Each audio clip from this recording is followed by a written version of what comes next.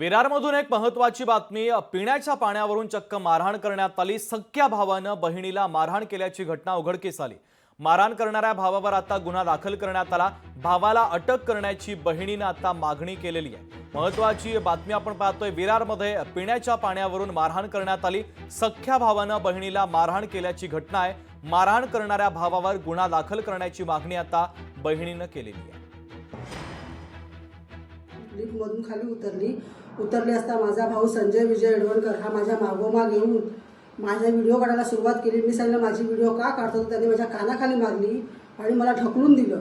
आणि मी त्याच्यानंतर मी ती सगळी तक्रार घेऊन एनसी करायला गेली। एनसी केली, पोलीस स्टेशनमध्ये एनसी केली। ह्याच्या पुढे जर काय माझ्या जीवाला जीवितहानी झाली, काही झालं, सगळी जिम्मेदारी संजय विजय एडवणकर आणि त्यांच्या परिवारावर राहील।